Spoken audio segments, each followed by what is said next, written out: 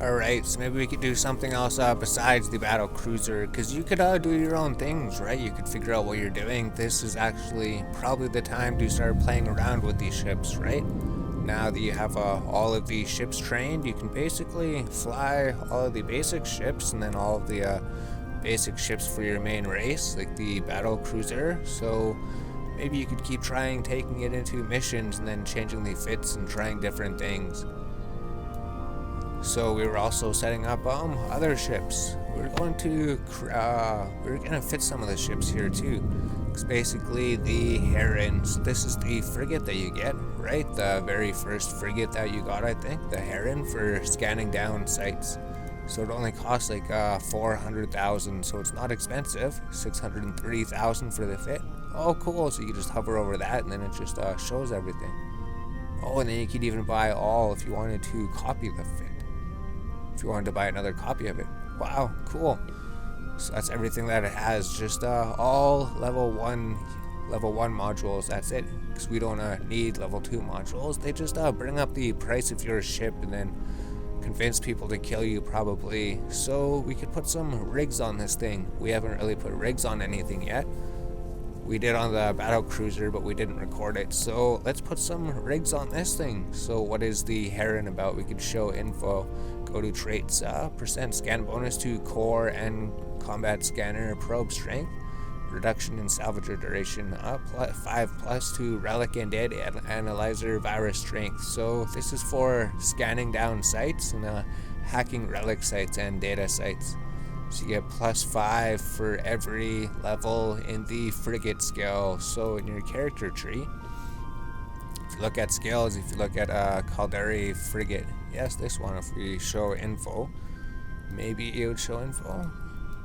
Maybe it wouldn't show what it increases the ships by. But basically, Caldari frigate is level 3, so every time you level it up, it'll give this ship these bonuses. So the roll bonus. Oh, Caldari frigate bonuses per skill level. Yeah, so it should get up to +25 if I'm proper, or maybe it just gives the +5. We're gonna have to figure things out. But we know that it's a scanning ship for scanning down sites. So if we click on this button here, we could actually open up the browser to browse the ship modules and charges. So these are the items that go on this part of the ship. So since this was a scanning ship, we're gonna look at scanning rigs and small scanning rigs. So you could, on the right hand side, all of this information here, you could actually click on attributes to close that. If you wanted to move this over here for some reason, like if you were looking at rigs, yeah, and then you can just reopen it just by pressing the button again. So basically it just collapses the side menus just like it does here. So we can bring this up, we can see maybe what kind of modules we want, or rigs on our ship. So designed to increase the efficiency of the relic modules attributes. It says 20% virus coherence 10. So it gives you relic bonus. This one gives you your scans can probe down things faster. So scan probe strength. So that's probably a decent one. And then the efficiency of a ship's data modules. So it increases your virus coherence by another 10. So it's for the data and the relic scanners. Data modules, scan speed of modules, which require CPU cargo spanners. Okay, for scanning down for not scanning down the sites, for actually scanning down the things that we're probably going to hack. So we could maybe just get like, we have 3 slots. We could maybe change it. We could go to ship's modification, ship's relic modules. Maybe we could view market details. Maybe we could buy one of them. So we'll just buy one of each. We'll buy one scope sharpener, and then the other one. So this one increased the ship's scan probe strength. So that would help you scan down sites faster. So we could view that one. So that one's only 40,000, probably because it's not very useful. So it's really good for us because then we could just experiment with it and see what it does. So this one increases the other ability, so we can view market details, 84,000 ISK, so it doesn't really cost too much to buy the rigs on the ship. Then you go to the inventory, item hanger, then your rig should be here. We could probably even select all, then we could repackage everything, and then we could stack all just to clean up the inventory a bit, because there's so many different things we have.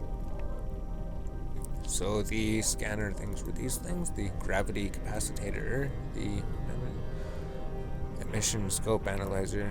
Yeah, so these would be the things, so the rigs, so we could just drag them onto the ship. Or is there a way to show information of virus strength or anything? Description attributes. I don't know if it would. Maybe it doesn't actually show those. Industry skins, max warp velocity. Oh, there's also a rig to increase your warp speed apparently.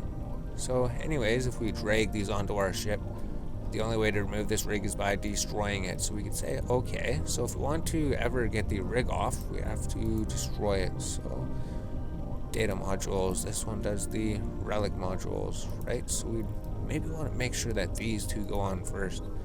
So you can see that's how much space they take on. So we don't actually have room for space. Because they have a fitting resource, right? 400 out of 400.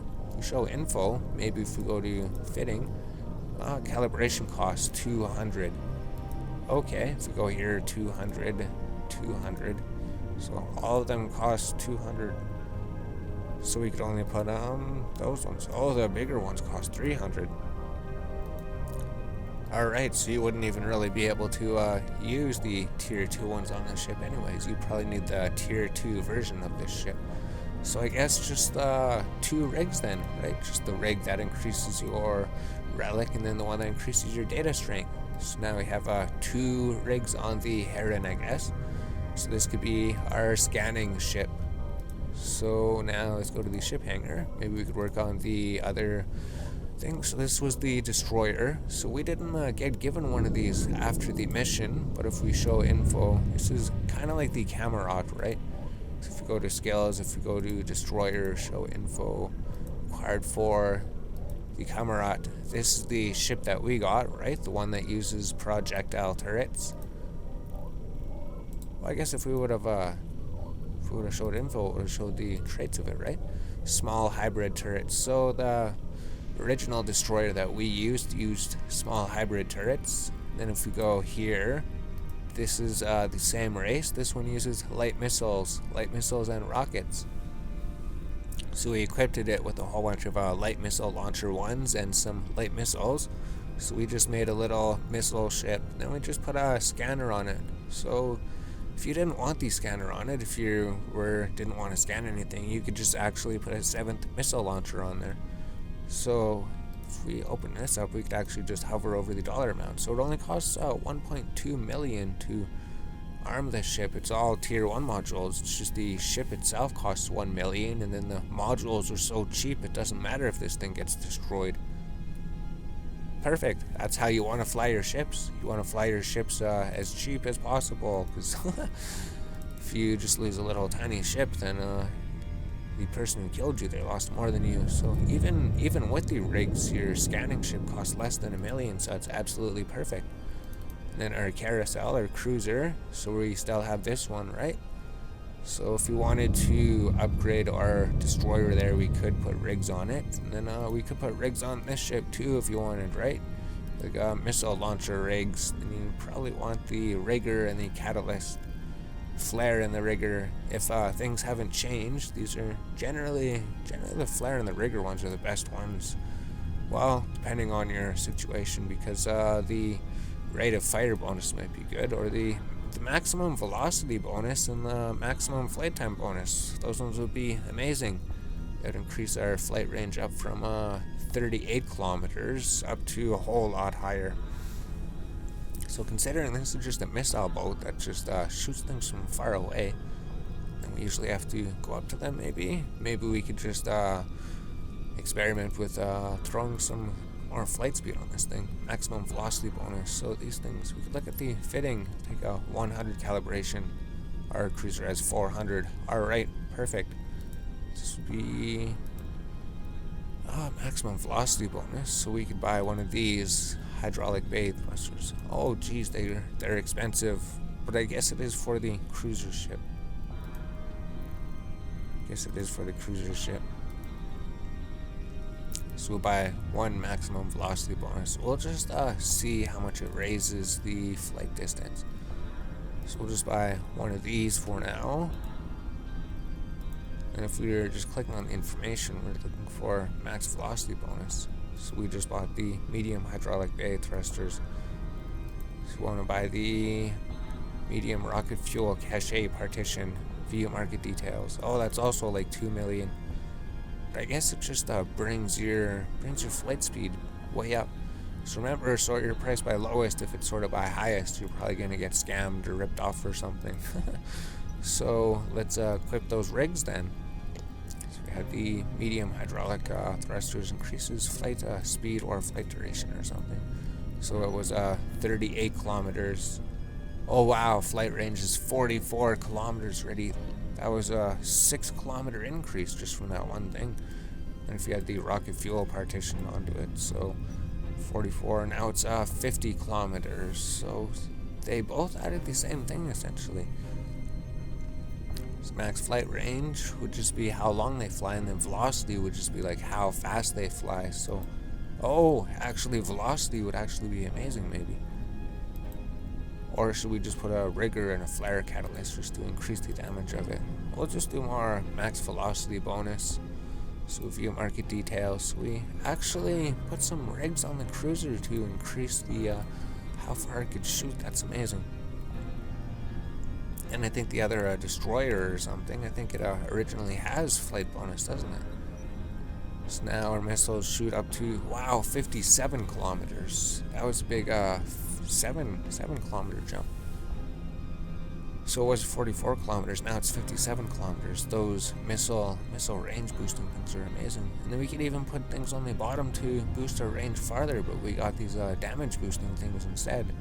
So it's just play around with the rigs, buy different rigs, equip them on your ships. So now let's look at the next ship, because if we look at here, the bonuses for your cruiser, right? It just increases the rate of fire. Oh, the max velocity increases its range. Okay. So 57. What does this one do? We're just looking at all the ships, right? This is probably a good time to do it, if any. Damage, explosion velocity. Well, 50% to max velocity. So maybe the roll bonus only does it once. So that says per skill level. Because it'd be absolutely insane if it was 50% per level, but I don't think that's what it is. So this one starts at 44 kilometers. Alright, so if we were to put like rigs on here or something, if we go to empty rig slot and we go to rigs, it would show we need small rigs.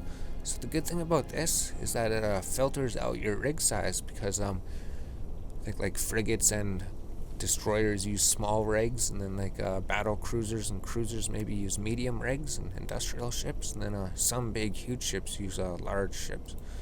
So we'll just use some things to increase the max velocity bonus. So maybe we'll just buy 2 of these. These ones are cheaper, right? So we don't know how much the fitting is. So we'll just buy 1 for now, and then we probably just buy a second one anyways. So it should be down at the bottom, because oh no, it wasn't, because we closed the window.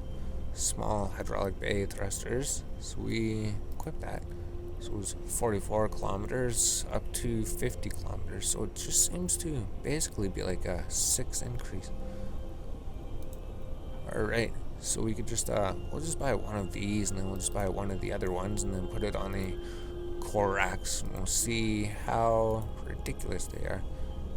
So this is the maximum velocity bonus. We're looking for the flight time bonus, the rocket fuel cache. 430k.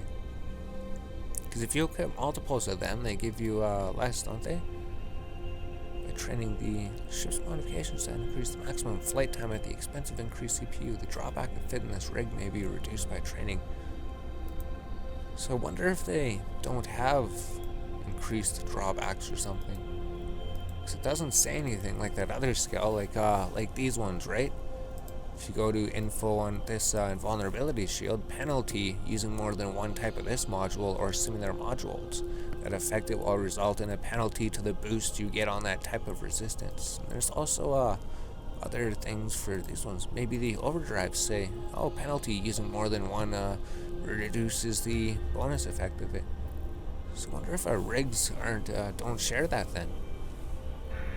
So in that case, maybe we'll just go with 315 velocity or something. Maximum velocity bonus view.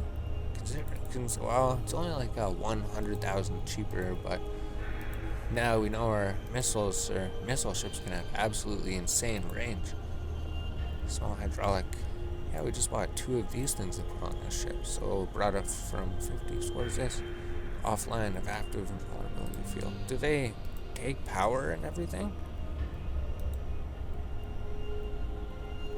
Calibration cost, max velocity.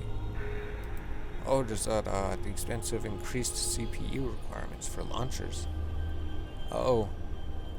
So we can't use our shield now that we have that on. Do both of these, oh, both of them do, don't they? Increase CPU for launchers, increase CPU for launchers. Max velocity. So it's a bit more complicated then. Explosion velocity bonus. So if they didn't increase the CPU requirement to the missile launchers, then we would be able to have our shield on still. The only way to remove this thing is to destroy it, because we can't deactivate it, can we? So I guess we could just put like that computer boosting thing. So we go to the regional market, like CPU or something. We're not even sure what it's called. Manufacturing research. We could go to our other ship. We put some on the other ship, right? We put them on the Drake. So we didn't have enough CPU to really fit everything we wanted onto the Drake.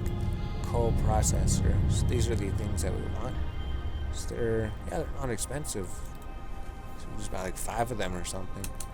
So that's basically what we have been doing. If you look at the item hanger, it's just full of random things we bought a bunch of copies of. We bought a bunch of afterburners, a bunch of overdrives, a bunch of small shield boosters, medium shield boosters, large shield boosters, small shield extenders, medium shield extenders, large shield extenders, adaptive invulnerability fields. We bought like a whole bunch of core probe launchers. We bought a bunch of core scanners to put in those, a bunch of inertial stabilizers for our transport ships that we got right down there. So if we were to go through here, we see we don't have any CPU to put in. Oh, do these take a lot of CPU, or is it just, I don't even know. So how much CPU does that need? It requires 40. Oh, it's just barely perfect, but only 39.78 are available. So we could train some skills to reduce the cost of the weapons, to make the weapons take less CPU. There's a skill you could train. But essentially, if we just throw the co-processor in here, then our CPU should go from 40 up to 60. Then we could equip this thing again. And then I wonder if we would be able to equip this 3rd rig. Because we'd have to destroy it if it doesn't work. Small hydraulic bay thrusters. Hydraulic bay thrusters. It just says that it increases the CPU requirement of them. CPU.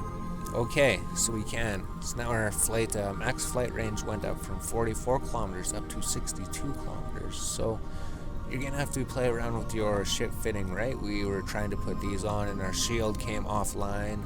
So we just got the co-processor 1, which increased our CPU capabilities. I think we lost a little bit of speed because we lost an overdrive system, but essentially it's probably a good $2 million fit for the Corax. So now what about the other ships? We already looked at the Drake, we looked at that one. These ships. Let's look at the industrial ships. So I already bought the rigs for this one, I think. Basically, we just got the anti-thermal and anti-EM. We got 2 anti-EM reinforcers, so it just increases your EM resistance, and then thermal so it increases your thermal resistance. So we just went to rigs here, looking in the browser. Then I went to like shield rigs, medium shield rigs. And up at the top, there's all the different ones for the elements, right? The EM shield increases EM resistance by 30%. And the thermal, so it just increases all the different resistances, 30%, 30%, 30%. And there's other ones, like this one's really good, the one that increases your actual shield, the field extender. Increases your shield radius, right? Attributes shield capacity bonus 15%, but the problem was these things are really cheap, right? If you view market details, they're only like 200,000. But if you look at the field extender, view market details, it costs like 2 million or something. Yeah, like 2.3 million. So basically, we could put 600k on our ship and make our hauling ship worth 1.8 million to destroy and replace. So it just makes it less lucrative for people to attack your ship. So yeah, I don't think we want to put another 7 million worth on our ship to make it worth 8 million. So we could afford to lose 4 of these compared to if we put those other things on. And then we just put the medium shield extender 2 on 4 times. That's really cheap. It just increases your shield capacity basically, and the inertial stabilizers to allow you to turn faster, to warp faster. Because if somebody does attack you, they're probably gonna destroy you pretty quickly anyways. Your shield booster isn't gonna help, and we just didn't put a thing on. Basically, you should put this on, the adaptive invulnerability field, to increase your resistances further, but we don't want to put it on. Maybe it would be worth it. We just didn't want to close that thing, so we could put a medium shield extender, adaptive invulnerability. Maybe it's even stable. Oh, it is stable. So there we go, just 1 adaptive invulnerability shield extenders. That should be a good fit. We have lots of CPU. I wonder if we could put a large shield extender on stuff. No, we can't. So if you could put a large shield extender on, it would make your ship even more tanky. So this one, if you show info, which one is this? Planetary commodity hold capacity. So if we're looking to go to the other planets to extract the resources that we're going to be doing very soon here, we're going to be wanting to use this because it can hold 45,000. Planetary commodities hold 54,000. I wonder why it went up a bit. It was only like 45,000. Oh, because we showed the info and then we looked at the information and it said 45,000 on the market. That's right. But because we have level 2 trained, it gets a higher capacity bonus, I guess. So if you're looking to haul resources from your planets, this would be the one to haul resources from your planets. It just doesn't have a regular cargo capacity, right? It can only hold like 550 of everything if it's not a commodity. So then we just got our other industrial ship here. This is basically just going to carry our command centers that we're going to station on the planets. So I guess we just don't need to fill this thing with shield extenders too, right? It's just all shield extenders, Tyrell. Put some invulnerability, your thing's going to be 100% stable with these on anyways. So then here, let's just buy the rigs quick, right? We know we just want to shield rigs. We just wanted to buy the cheap 2 EM reinforcers to increase our EM resistance. So those were like 200,000 each. We could buy 2 of those for 400,000. It's really cheap. And then the thermal ones, via market details, because we're just looking at the ship's resistance. Depending which race of ship you're flying, it'll probably be different, right? Maybe the resistances will be different for a different race, but for this ship, it has a really low EM resistance and really low thermal resistance. So if we go to the inventory here and equip those rigs, we've got the medium anti-thermal, medium anti-EM. Yeah, we just throw it on the ship and then our EM resistance goes up to 30. And then actually any other ones you throw on, like I don't think it shows a penalty. Oh, it does show a penalty. Okay, but generally if it adds 30%, it would add 30% of whatever's remaining. 70. So whatever 30% of 70 is, that's what it would essentially add on before the penalty. So we're going to see our resistance is going to go up to 49. So that's pretty good considering our resistance was actually 0 before, right? And thermal 44%. Then when we activate our invulnerability field, our resistances are going to go higher. And these shield extenders will just give us a better shield anyways. 16,000 EHP is better than the 2,000 that it starts with or whatever. So there's our ships. I think we're just going to go to the planetary things and go buy things. We just go to the regional market. Then we go to planetary. Not sure how long the video is. We go planetary infrastructure, command centers. Then we can buy the Barren Command Center, the Gas Command Center, Ice Command Center, Lava Command Center, Oceanic Command Center, Plasma Command Center, Storm Command Center, Temperature Command Center. So, depending whichever type of planets you're going to be extracting resources from, you could get all the different command centers. And then we undock with this thing, and then we go lay a planet somewhere. So we could go explore the universe in some fast ship or something, maybe like a frigate or a destroyer. Maybe the frigate would be better. I don't think it really matters too much. We could just go on a frigate or a destroyer or the cruiser. It's just these ones have the faster speed, right? You're just a scanning frigate. You're just a assault frigate or a assault destroyer. So really, I don't think it really matters. Maybe we're just gonna go in the Heron just because it's a small ship or something, or the cruiser. Maybe the cruiser would work better. Just is our EHP much higher? EHP is 8,000, so it's not that good, I guess. And if we're flying, we're just flying between warp gates. So we'll just fly in the Heron, right? If someone destroys your Heron, you lose 742,000. Doesn't really matter. It's a fast ship. Maybe it's harder to target or something. Maybe you could go scan down some sites while you're out there or something. But anyways, we should go look at some planets and go lay down some command centers on planets and start extracting resources from planets.